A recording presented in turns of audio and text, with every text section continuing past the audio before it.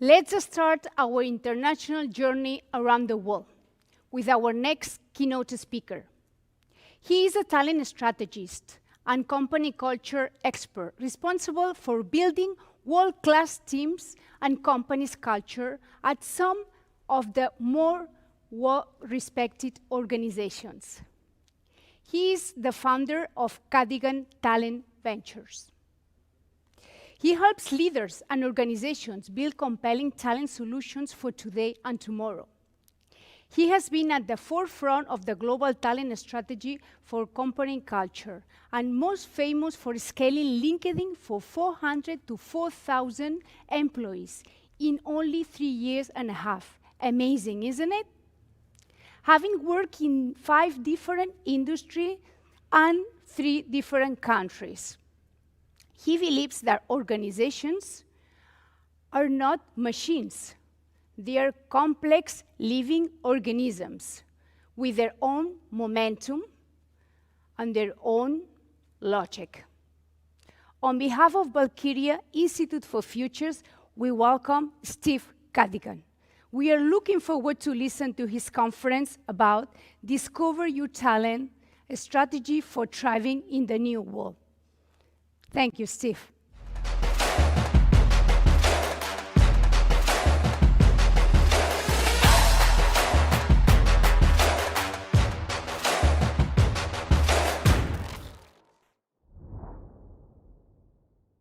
And thank you so much for having me today. It is a real pleasure and a real honor to be here today. And I'm very excited to have the honor to be the first person to present to you on the portion of talent. What I want to share with you today, coming from my home here in Silicon Valley, are some new ideas and some new thoughts around how we can build a better talent strategy to be more realistic and be more honest with a new future and a new world of work.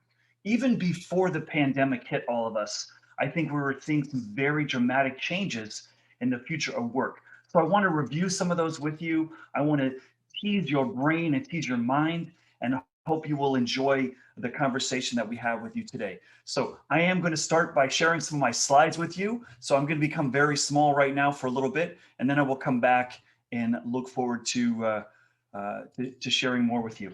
A little bit about my journey, who I am. I believe context matters. When you listen to somebody, where are they from? What's their journey? These are the organizations where I have worked in my life. I started after school working in the fashion industry. I've worked in 5 different industries: fashion, insurance, semiconductor, networking equipment, hardware and software, video game industry, and my last regular job, I was the first head of human resources for LinkedIn during the periods of massive growth in 2009 through 2012.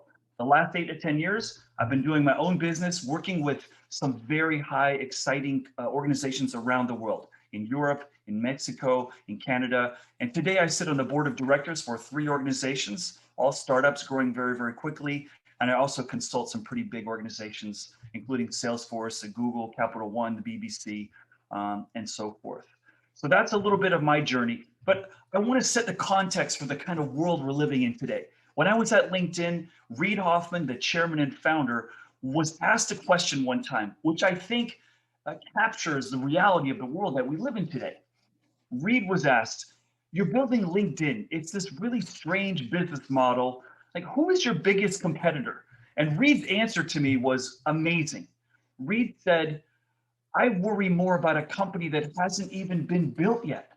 My competition doesn't exist.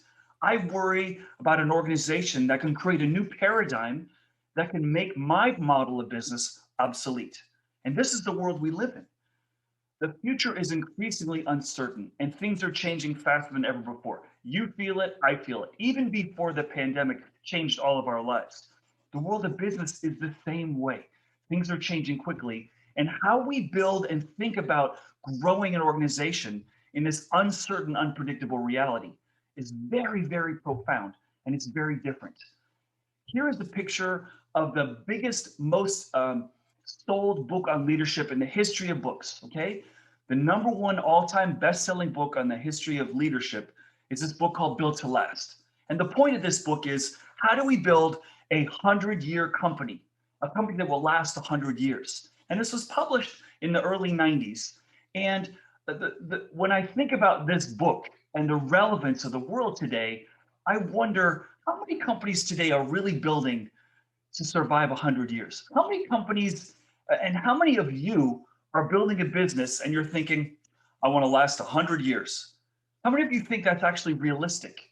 Because I think fewer organizations today are thinking in 100-year terms. I think we're more thinking 1, 2, 3, 5 years as more realistic and more viable. And so I would say if this book were published today, it wouldn't be called Built to Last. It would be called Built to Win Right Now, because that's much more honest, much more realistic. You don't know. As Reed said, I worry about a company, my competition doesn't even exist yet. That's not thinking about 100 years. That's thinking about right now and how hard it is to get up there. The world of work today, wow, it's going through enormous transition. And this book by Bruce Feiler is one of my favorite books that I'm reading right now. He covers a chapter in it where he says the world of work today is in a sustained period of upheaval. There's so many changes going on. That really resonates for me. And if we look at what is exciting and energizing about the world of work is that employees, workers, entrepreneurs, we have more choice, more career choices than ever before in our lifetimes. We can see what's possible, how we can use our skills in new and interesting ways. Now that's unique and that's special. And similarly, organizations have more information about us to make good hiring decisions. So in theory, we have a really interesting situation which has never existed before in the history of business. Both employer and employee have more information to make the best, most intelligent career choices of our lifetimes. That's great, right? That should be a really exciting time. However, we have the most disengaged workforce since we've been measuring engagement. Now, Gallup surveys organizations around the world, and what they're seeing, surprisingly, is that the number of actively disengaged people is rising. So that doesn't make sense to me if you think about it on the surface. In an era where we have more information and more choice about where we can work, how we can use our skills, why are more and more people unhappy, miserable, not feeling engaged at work? This question and this data has driven me probably the last 10 years of my professional life to try to understand what's going on. It's not a simple answer. When I was in Spain before the pandemic back in February, I got together in Madrid with 30 of the top CEOs, okay? People from Telefonica and Salesforce and some very large organizations and Zara. I said, what's your biggest problem? Biggest problem? Can't hire good people and can't keep those good people. So my question was, well, why? And they said, well, the millennials. I said, millennials are the problem? I mean, your children, that's the problem? And then I put it to the CEOs. I said, listen, if it was 30, 40 years ago, and you could see as much career choice as the workforce does today, are you telling me you would still be in your job 35 years later, still be in the same company? No, I don't believe it. And that's one of the reasons why people are changing jobs very, very quickly. Now, this is US data, US labor data, but I believe it trends across the world. And that is people are staying in companies for shorter amounts of time than ever before. In the United States, we've gone from about 5 years to about 4 years in the last 7 years. Okay, that's not that interesting, but this is interesting. If we look at the age demographics, people over age 50 are staying about 10 years. Okay, this is a median, okay, number. And people between the ages of 25 and 35 are staying 2.8 years. What? You're leaving my company? You just got here. We just finished your new hire orientation. And that's the median, which means half of that number is less than 2.8 years. People are leaving companies faster, and nobody believes this trend is going to change. Nobody believes that people in the future will stay at companies longer. Now, this is mostly for-profit enterprises. If you go look at organizations that are in nonprofits, NGOs, people are staying longer. That's different. I'm talking about for-profit enterprises. For the most part here, people are leaving a lot faster. So what's happening? What's going on in the mind of the workforce today? A lot, actually. I think we're seeing a lot of really interesting things.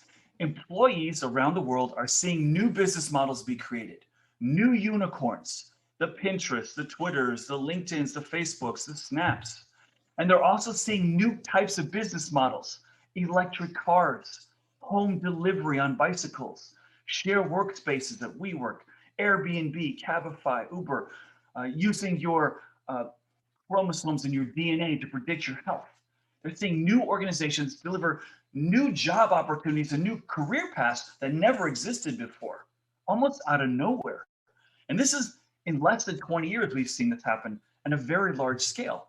And while all that's happening, traditional large businesses are starting to suffer and in some cases die. And in the United States, one of the most traditionally respected businesses, and it's a business that's quoted in almost every business book written in the year 1990 and to 2000, was General Electric. Oh my gosh, great leadership. They have lost more value than almost any company in the world in the last 20 years. They've lost $800 billion of value.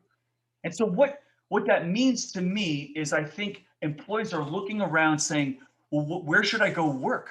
What is a good career? What is a safe place for me to work when so much is changing? Should I work for a new startup unicorn? Should I work in a new industry, even though it's unknown and it's a little bit scary?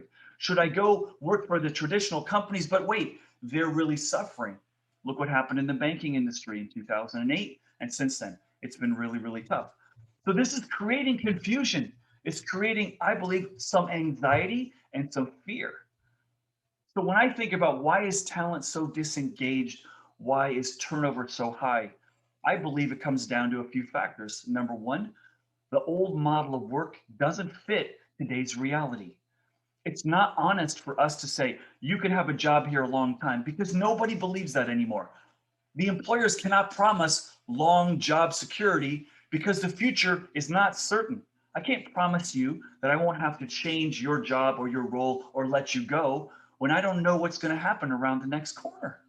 And similarly, why do organizations expect us, employees, to stay a long time when we have so much choice and you can't make us any promises? Why are you expecting me to stay a long time with you when you can't promise that you're going to keep me a long time? The model of work is broken and it hasn't been replaced with something new and exciting. And in fact, all we hear about the future of work is fear. Worry about the robots, worry about artificial intelligence going to take your job away.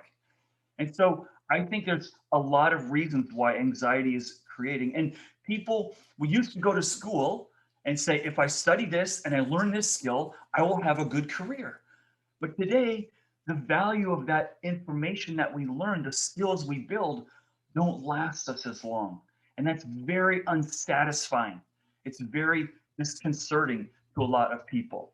And therefore, what we're seeing is a new career model being built. It used to be go to school, we'd work, then we retire maybe in our 60s, boo-boo. Today, we go to school, we learn, we unlearn, we relearn, we work, we learn, we change, we work, we learn, we unlearn, we relearn, we change, we work, and we live a lot longer, so we work a lot longer and we retire later. And this is all evolving now. None of this is certain, right? We're in an era where even what a career means is changing right before our eyes. And I know you feel it in your bones, and maybe you haven't articulated in your mind to say, I really understand what this looks like. But we are humans and we are built to survive. And when we are uncertain about how we're going to survive, it makes us very nervous and stressed out. And the future now is more uncertain than ever, not just for employees, but for employers. And we are scaring the workforce. Oh, you're going to have 12 jobs by the time you're 50. You're going to make a lot of career changes. Many of the jobs in the future for your children don't even exist today. That is not making people feel comfortable, because we're telling them everything's going to be different, but we're not telling them how to prepare for that. We're not helping them understand how to navigate, how to think differently, that what we should be striving for is not security in a company, but security of knowledge. That's one of the big pivots that we're not doing a good job telling the workforce. That job security today is not having a job in one company for a long time. That's not realistic. Job security today is having the knowledge so that even if my job goes away, I can find another job. I can create a job. I can become an entrepreneur. We need to change the language and change the model of work to make it energizing. Because right now, most of what we tell people is run for the hills, your job is toast, the robots are coming. And so, what's happening for employees, I'm starting to see this. And I wonder if some of you are already thinking this. We used to believe that safety was staying in one company for a long period of time. Today, that seems to have shifted, that safety is now moving. The more I move and change jobs, the more I learn, the more people I meet, the more my network becomes bigger, the more I have resources, the more I understand how different business models work. I become more valuable when I move. And in an uncertain world, staying in one place makes me vulnerable. It makes me, I think, fragile in an uncertain world. The longer you stay. Now, how quickly did that change? It used to be, well, strength came from loyalty, strength came from staying in one place. Well, that's just gone now, completely gone. And your capability and your impact is going to be increasingly measured by how agile you are and how adaptable you are. That's why, right here, this is why people are changing jobs. This is why we're seeing a lot of movement, because movement's making people feel more safe. And it didn't used to be that way. It's really fascinating. And now, when I take a look at the employer-employee situation, both parties today have the same problem, which is really, really interesting. Both employers and employees have the same problem. Neither knows what skills they need for tomorrow. Why? Because those skills keep changing. They keep iterating and they're different. So universities today go to corporations and say, what skills should we build? So that you have our students, you hire our students, and the business says, we don't know. True. It's true. And then the employees say, well, what skills should I build to the business? And the business says, I'm not really sure. So what, the answer is, and I get asked this question all the time, whether it's on television or in the print media, Steve, what are the most important skills to build for the future? And my answer is pretty simple. The most important skill for the future is the skill of learning. Yeah. Because if you build your capability to learn quickly, I call it learning agility. If you build the capacity to learn new things, doesn't matter what changes come your way, you have the ability to learn that. Okay. And if you keep chasing a skill and the need for that skill keeps changing, you're never going to find yourself in a place where you feel satisfied. You're always going to be satisfied because as soon as you learn that new skill, you're going to need to unlearn it. And that's going to feel awkward. And this is what I was talking about earlier. Here's a guy, John Seely Brown. He used to be the CEO and CTO of Xerox PARC Research, and in its day, in the 70s and 80s, was hotter than Apple, Google, Facebook combined. The coolest company around. This is where Steve Jobs discovered the mouse, and Bill Gates discovered Windows, apparently. And John Seely Brown, for the last 20 years of his life, is just focused on the future of education. And he believes the value of a skill for us in our work and our careers, and I'm talking mainly technical skills now, the value of technical skills used to be about 50 years, and today it's about 5 or 10. Yeah. Now, this is the world we've created. Like, this is our world. We're accelerating technology and advancing it faster than we're able to build the skills to use that technology. That's the world we've built for ourselves. I don't know that we wanted that, but here's where we are. So let's step back and now answer a more important set of questions. But what does this all mean? Because Steve, you painted a pretty messy world of work right now. So how do we think about recruiting and engaging and inspiring and motivating and building organizations in a messy, uncertain, unpredictable world of work? Well, guess what? I have some good ideas for you. So put on your seatbelt. Well, here, when I think about it, here's an issue that I think is pretty important to first understand. That as leaders building organizations right now, we're facing what I call cognitive dissonance. We used to want to build organizations for stability. That was the goal. Today, we must build for instability. We must build to be able to weather a pandemic, a recession, a new competitor coming out of nowhere. That's our strength. You get it? You only realize predictable success, stability by being prepared for instability. And that feels a little uncomfortable, but that's the reality of the world of work today. And now, on top of that, the pandemic hits us all. And you've seen as many webinars on the future of work as I have around what the pandemic means, but it's just add another dimension of challenge to us, right?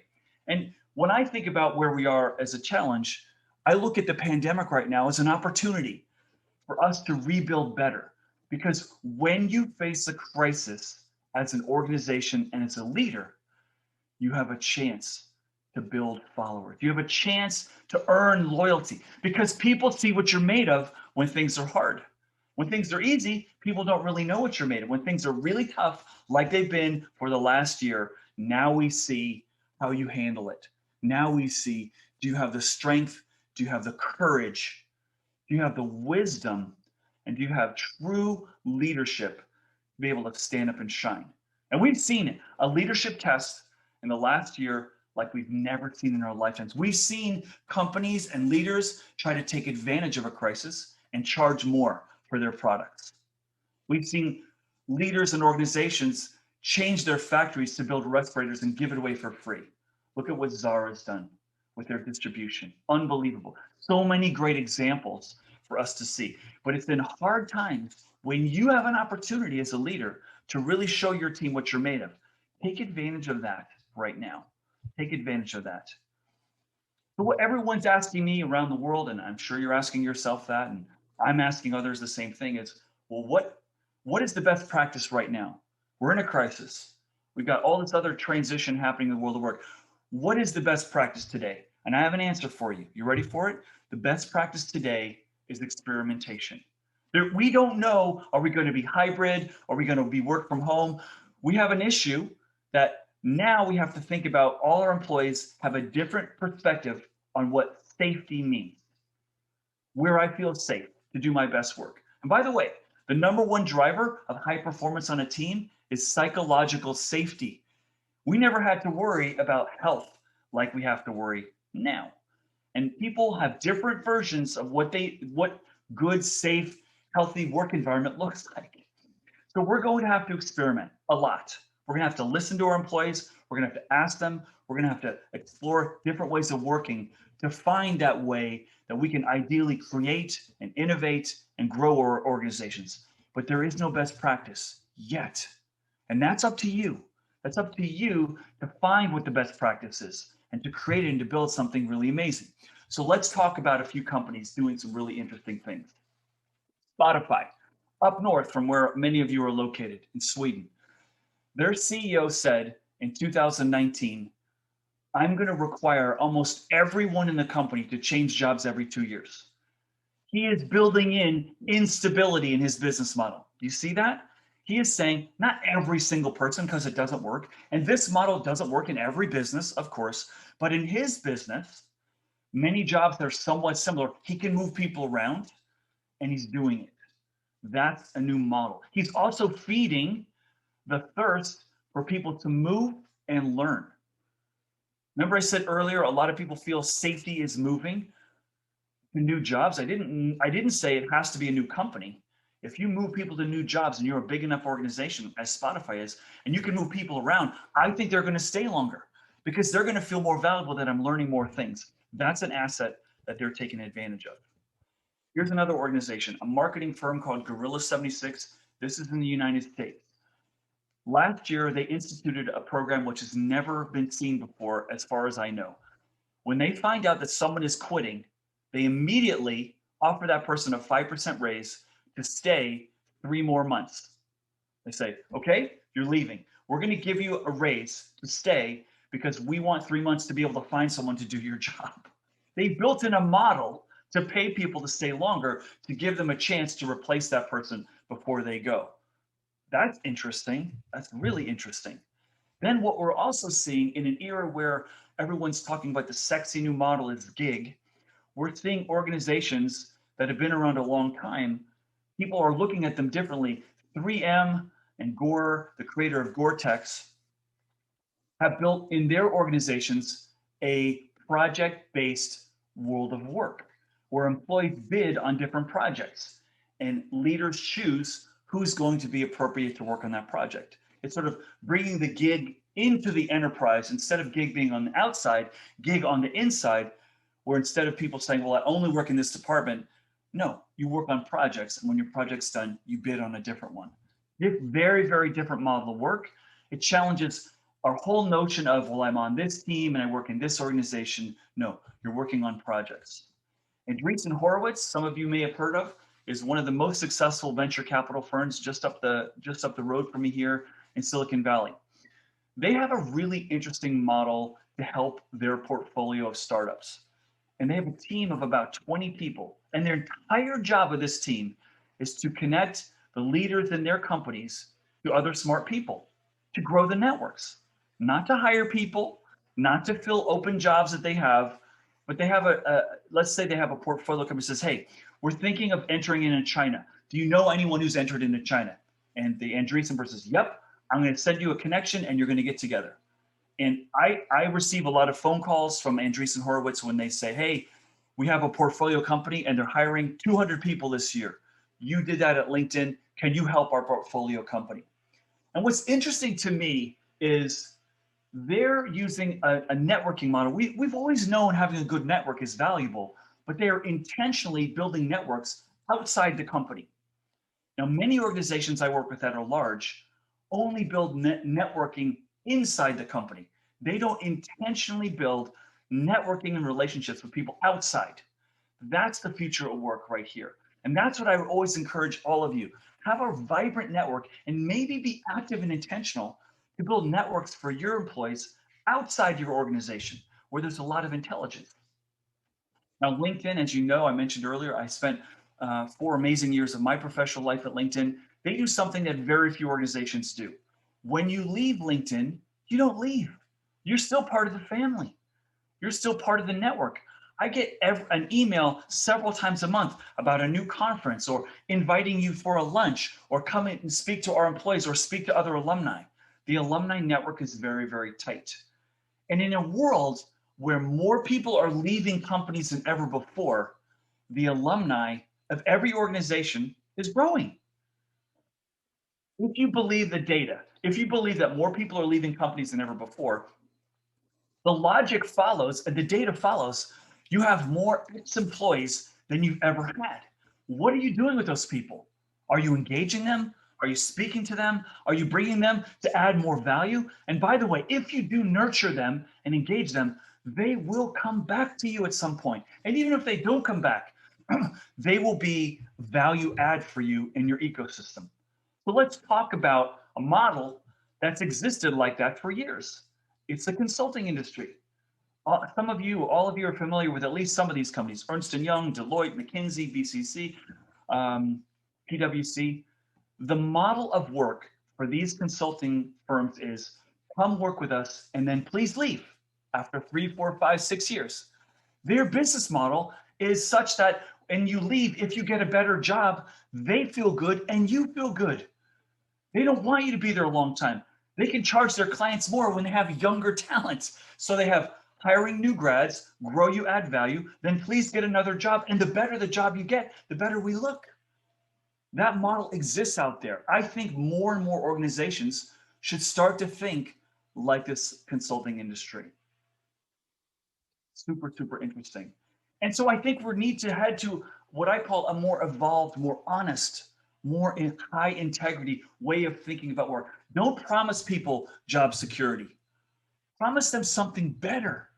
Promise them career security. We have too many leaders today and too many startups and too many corporate organizations that think like this: I only care about you when you work for me. Why? Why don't you care about someone for the whole entirety of their career? Because if you do, maybe they'll come back. If you do, maybe they will be a positive force in the universe for you. That's a better, longer term way of thinking about this. And if you think like this, you don't feel loss when someone decides to leave. You feel, okay, they're going to be in a different part of my universe. They're just not going to work for me directly. I still want to be close to them. That's an evolved way of thinking about the future of work. So what I'm talking about here is thinking about building a new model. And again, like I said, there are no superstar best cases right now. We are in an era of experimentation. I want you to look at all these companies on the outside. A lot of them are highly profitable. Most of them are incredibly valuable. But one very, very interesting fact is I want you to look at the number below the logo. Do you see how short people stay in those organizations? There's only one company on that list that has people staying on average more than 2 years, and that's Facebook. So here we are with an old model of work that says, we want you to stay a long time. The longer you stay, we think the better for you, the better for us. That doesn't work today. Well, I shouldn't say it doesn't work. It doesn't need to work that way. And look at how much value they've created in a fluid world of work. Maybe we've overvalued how long someone should stay in our organization. Maybe we've undervalued the power and the energy and the creativity of new people and new ideas, new ways of solving problems, and new ways of innovating. That's powerful. That's very powerful. And so I'm telling you, don't be afraid of people leaving faster. Look at these companies. They're proving you can create huge value when people are leaving faster than they've ever left before. Okay, wrapping up, I have a few more slides to here and then we'll be finished. But I believe that the companies that win tomorrow have these attributes. You're agile, you're adaptable, you structure your jobs for growth and change. You feed that thirst to learn and you feed the thirst for doing new things by moving people around more actively. You have cultures of change. Just like these cultures are cultures of change, that's the competitive advantage they have. When crazy hits like the pandemic, did any of these companies suffer? No. Yes, Uber suffered because people weren't taking public transportation as much. But think about that. These companies built a culture of change. When change hit with the pandemic, they did well. In some cases, they did even better. Are you building a culture of change? Or are you building a culture where things need to stay the same? That's a very dangerous path. If you're building for stability, I think you're going to find it's going to be a bad outcome for you. I think you need to build for instability. And I think we need to start thinking more about permeable membranes, people working in our ecosystem, not just for our company. Okay, last point I want to make with you is when we think about talent in the future, we used to value IQ. How smart are you? And then we realized, oh, well, it's not just how smart you are, it's how well do you work with other people. Today, I would argue the most important skill is what I call AQ. And increasingly, we're seeing researchers support this as well. Your adaptability quotient as an organization, as an individual, is what going to define your success. How adaptable are you? And this is the power skill. All the organizations, all the consulting firms you saw on that list earlier, they talk to CEOs around the world and they ask the CEOs, what's the most important skill you need? Agility, adaptability.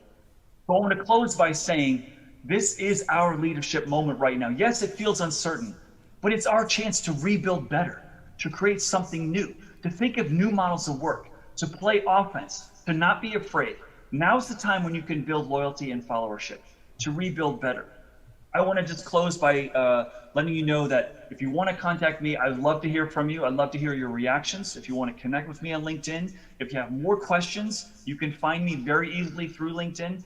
I have a very, very active TikTok channel in my name as well. And I also have a book coming out this summer, which I hope you will consider purchasing and reading. So with that, I'd just like to say thank you so much for engaging me. Thank you for letting me speak in English to most of you that it may not be a first language for, and I look forward to keeping in touch with many of you. Thank you so much. Brilliant, brilliant insights, Steve. Thank you so much. Thank you for opening our minds to this new dimension about disruptive working world that we should face right now, yeah, because we are in the middle, yeah, of this new working world. Because as you say, we are living in a changing and more insecure world than ever, yeah? So in terms of wise in our professional career, I mean. Let me ask you about, because you know you are passionate about future of work, so let me ask you about the perspective, the vision of values from future of work perspective, basically are the GPS, yeah, for organizations. But organizations as well, they need to be profitable for their stakeholders. So, do you think that a more conscious leadership can lead to a more sustainable businesses? Absolutely, 100%. Those things are not mutually exclusive. They are realities that can be achieved together. Um, and what I, beyond just values, I would make it an even bigger question. Having a culture that is meaningful, having an organization that values integrity and honesty and creating a sustainable planet, those things matter more and more to the workforce today. Because if you are playing in that space, you're tapping into meaning for employee. It's not just a job, it's doing good in the world. And increasingly, I believe people today want to find purpose. We understand how fragile we are as human beings. And if I'm going to spend all my time away from my family and friends, I want to make sure I'm using that time to the best possible outcome. And we're seeing more and more organizations really spend, I'm seeing in my business, more organizations spend more time thinking about who are we? And that's what culture is like. Who are you? And why does someone want to work in your organization? And for all the startups out there that are thinking about, we need to create a sense of a mission and purpose and vision and values, I would say ask yourself one question first. Why does anyone want to work for you? When you ask that question, you will find the answers to who you are, your identity, right? We all know this as human beings. When we are young, we don't know who we are. The same is true in organizations. When you're a young organization, you don't really know who you are. And you're going to be adding new members, you're going to be hiring new people. They're going to bring new strengths and new challenges and new ideas. And then you're going to start to get a sense of who you are.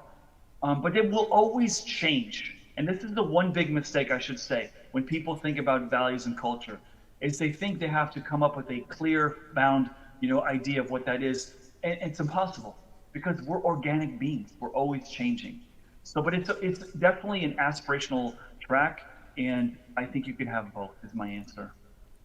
Thank you, Steve. I made a question about a reflection that I read in one of your books. Why success in digital economy requires an entirely new talent strategy to attract and retain the best people in your organization? Yeah, so that really is something that I feel very, very passionate about. I think I covered it in some of the last points I made in my presentation, which is, Yeah. I think it's more meaningful to have an agreement with your staff that you care about them for the whole of their career. That's just more realistic than just caring about them for the time that they're working for you. I think that's more meaningful. I think doesn't make sense today to try to build a strategy where you're trying to keep people forever. Do I want great people to stay with my organization a long time? Of course I do. Of course you want the best people to stay with us. But the data is showing it's not happening all the time. So be prepared. Build a talent strategy that prepares yourself for someone to leave. And find a way, when they do leave, to keep them still close to you. If you love what they do, if you love their ideas, don't just divorce them and never speak to them again. Don't say, you don't like me, you broke up with me, the girlfriend, you don't like me anymore. No, that's not the way to look at it. The way to look at it is like, okay, how can any company today think they are perfect for someone for that whole life of that person? It's impossible. The company's going to change, the jobs are going to change, the person's going to change. That's not realistic. Build a new model of work that accommodates people will need change and transition. And I think it'll be much more satisfying. I think Barcelona Startup Congress is a good example of equity and balance, but not all of organizations around the world are a good example of this. What are your thoughts of gender equity, and is it the right goal, and how do we achieve it in cultural organizations? Well, I look at gender equity under the umbrella of something bigger and as meaningful and perhaps even more meaningful, and that really is diversity. If you want to build a great company, you need to have diverse ideas and perspectives, not just from gender equity, but from racial equity, from age diversity, from national origin, from education diversity, people, maybe folks who served in the military, ex-veterans. Like, there is a whole big universe. Yes, is the conversation today focused a lot on race and gender? It is.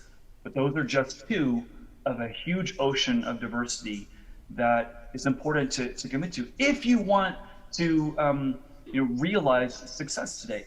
Let's take a look at what's happened during the pandemic, which is really interesting. More women than men have lost jobs. Many women who have small children who had to school at home had an extra burden of stress, whether it's fair or unfair, it happened. And the other interesting thing, and I saw a report on this yesterday, is that a lot of retail money is usually spent by women more than men. So that money is now, people spending that money has been impacted. And that's another sort of like psychological factor that a lot of organizations fail to consider. So I think the point I made earlier in the presentation around this is a chance for us to rebuild better, and now's a chance to tackle very big, very hard things like gender diversity. And I will say this, I don't know many companies that have done extremely well in this. I don't. And you know that, I mean, Spain has a different, perspective on gender diversity as, say, the United States or Canada. Like, every country, in some cases every region, have different perspectives on gender diversity and inclusion. So that's a challenge, right? That's a challenge for a lot of organizations. I think it's worth solving, but I think we have to recognize this is a really hard problem, a really hard problem. And whenever you go, and I work with a lot of recruiters around the world, and when you tell a recruiter, we need to hire 60% women and only 40% men, and that recruiter's a man, how do you think that recruiter feels? That recruiter is concerned. Like, if you elevate somebody, we need to hire more of this, somebody's going to feel like I'm going to get less. So you're going to possibly see resistance. So I think we need to have a more honest conversation around gender diversity and recognize it's a really hard problem to solve. Yeah, you are right, Steve. We can feel it here in Spain as well. Organizations are more and more conscious about this equity and this balance, in their teams and in their talent. Just, before finishing, Steve, can you share your next projects? And going through your website, I've seen you have a very interesting workshop. Can you tell us about this? Sure. I really love to spend time with organizations that want to really think about their talent strategy differently. So I teased you with some ideas today, but I love to come in and speak with people, small teams, big teams around, let's think differently around the world of work and how we can build something more creative and more fun together. What's on my table right now is, as I mentioned very briefly at the end, I have a book coming out this summer. I'm in negotiations with a publisher to have it translated into Spanish. I'm very excited. And many of the ideas that I covered today are covered in the book in even more detail with lots more examples. So that's the big, it's the big life project for me. I've been thinking about this book for about 10 years. And I finally, during the pandemic, I finished it during the pandemic. And hopefully, and I'm also trying, sorry, just go ahead. Sorry. Go ahead. Yeah, no, I just, and again, I'm just super grateful to be here and to have a chance to share my ideas. And thank you so much again for the invitation. No, thanks to you. It's a great pleasure to have you here. And hopefully you can present your book here in Barcelona with us. So thank you so much, Steve. It's been a great pleasure.